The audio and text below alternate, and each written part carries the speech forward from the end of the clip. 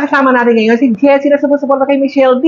Talagang hangad ng marami na siya ang magiging Miss Universe 2023. Ano ang opinion mo dito na malakas ang laban natin? Talagang malakas ang laban natin dahil tignan mo naman yung looks niya, napaka-Asian talaga. Tsaka talagang Pilipinang-Pilipina ang dating niya, kaya makukuha niya yung corona ng Miss Universe. Ang ganda ng OOTD niya everyday. Yes. Stand out siya. Yes, Di ba? Tsaka napaka-humble niya, sobra. Ano sa tingin mo, ang edge niya, sa tingin mo, kung bakit napapansin siya ngayon?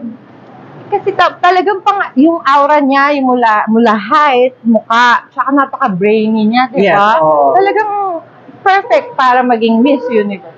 Talaga, siguro. Bumoto ka ba kay Michelle D? Yes, of course. Talaga? Yes. Talaga suporta tayo sa Pilipinas. Oo, maraming Sambayan ng salamat. Pilipino. Okay. May dadagdag ka ba kay Michelle D? Kung manawagan ka sa Good mga- luck! Good luck, Michelle D. Oo.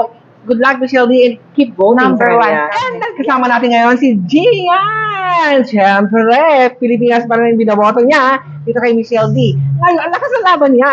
Yes po, siyempre, matik talaga yon na kitang-kita mo naman na kada rampa, kitang-kita mo yung pagkaganda ng Pilipina niya. Oo. Yeah. Stand out siya, no? Iba-ibang Yeah, dating ni tama, Michelle D. tama. Oo. Bumoto ka ba kay Michelle D? Botong-boto ako. Suportado tayo sa kapwa Oo. natin Pilipino. Ang lakas ng laban ng dalawang Asian nga, Thailand and Philippines. Pero nangunguna talaga ang Philippines ngayon sa voting at napag-uusapan siya. Sa tingin mo, anong meron kay Michelle D? Pilipinas, okay? Na talagang napag-uusapan.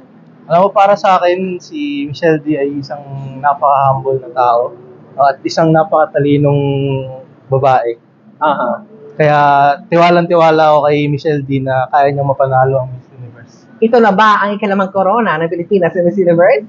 For sure, 100%. Sa Yes! sobrang tiwala ng buong Pilipinas para kay Michelle D. Oh, thank you so much, Ian. And kasama ko yung si Jazz Curo para bigay kayo ng opinion sa laban ng Pilipinas na si Michelle D sa Miss Universe. What do you think? Bakit ang lakas ng laban ng Pilipinas ngayon?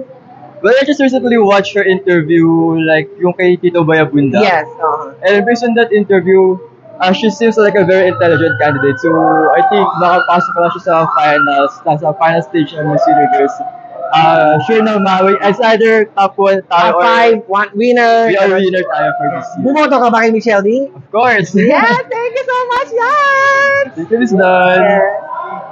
Please support Miss Universe Philippines Michelle D. Laban lang Pilipinas!